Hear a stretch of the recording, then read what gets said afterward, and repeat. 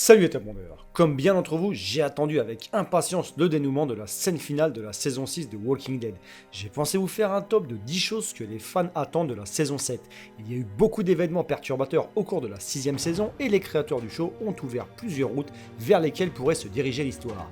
Et comme vous le savez bien, The Walking Dead n'est pas d'origine une série prévisible, donc ce qui est sûr, c'est qu'on peut s'attendre à l'inattendu. Voici donc 10 choses qu'on espère, mais attention, petit spoil par-ci par-là. Numéro 10. On pourra rencontrer plusieurs nouveaux personnages dans la saison 7. On sait entre autres qu'il y aura une adolescente du nom de Jenny, une survivante aguerrie du nom de Naomi et un rider nommé Rogers. D'autre part, les fans hardcore de la bande dessinée pourront peut-être espérer apercevoir Earl, le forgeron de la colonie Hilltop, et Carlson, les Saviors. Numéro 9.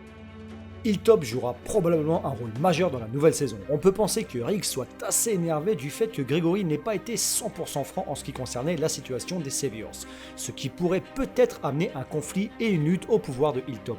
Et on sait que les acteurs qui jouent Gregory et Jésus ont été ajoutés à titre de réguliers dans le show, donc les personnages y seront bien présents, et ça sûrement dans le contexte de Hilltop. Numéro 8. Si vous vous souvenez bien, Carol s'était barrée dans la deuxième partie de la saison 6. Vu sa condition présente, je ne pense pas qu'elle va nous faire une opération sauvetage comme elle l'avait fait à Terminal, mais on s'attend quand même qu'elle ait un rôle assez violent à jouer dans toute l'affaire avec Negan et les Saviors. C'est un personnage qui s'est construit une personnalité très forte et franchement, je ne pense pas qu'elle va rester aérée dans la nature pendant que ses potes se font massacrer. Numéro 7. Maggie est enceinte et au moment de leur capture, le groupe de Rick l'a raccompagnée à Hilltop pour qu'elle puisse voir le médecin. Est-ce que tout va bien se passer avec son bébé? On espère vraiment que oui, surtout avec toutes les pertes qu'elle a déjà subies. Mais si Maggie donne bel et bien naissance, ça voudra dire qu'il y aura dorénavant 2 bébés dans la série. Numéro 6. Vous vous souvenez de Dwight, le gars qui avait dépouillé Daryl dans la forêt? Bon, l'acteur qui joue le personnage est lui aussi devenu un membre régulier de l'équipe Walking Dead, ce qui veut dire qu'il aura une plus grande présence sur l'écran.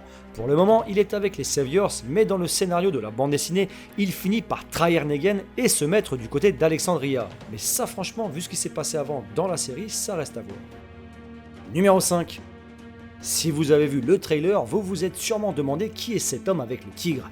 Eh bien il s'appelle Ezekiel et est apparemment le roi d'une colonie qui s'appelle le Kingdom, et donc le Kingdom et son leader auront probablement un rôle majeur à jouer dans la guerre contre les Saviors et pourraient être l'élément clé à la survie ou à la destruction d'Alexandria et de Hilltop. Quoi qu'il en soit, Ezekiel et son tigre Shiva comporteront une addition assez classe au scénario de Walking Dead.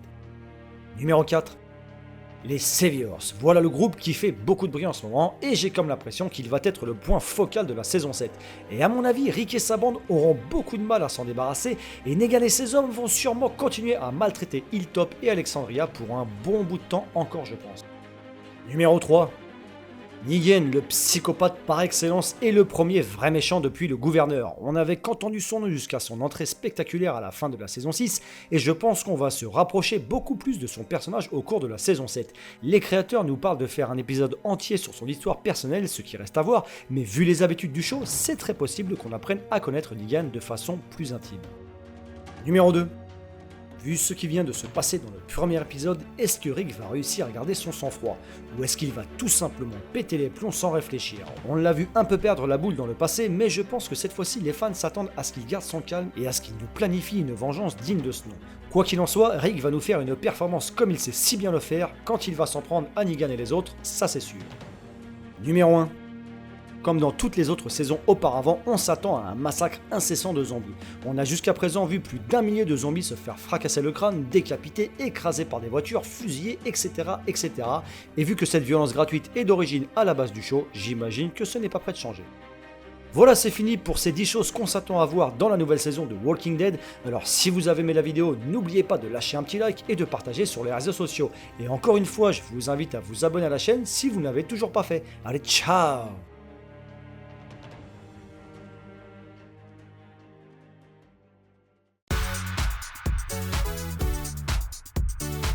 Je me suis dit que ça pouvait être assez pimpé de faire une petite vidéo réaction pendant que je regarde justement cet épisode 1 qui est enfin sorti. Pour tous ceux qui ont suivi, vous devez savoir qu'on attend de savoir qui Negan, le boss des Saviors, a buté, putain. C'est qui dans le comics, hein, dans la bande dessinée.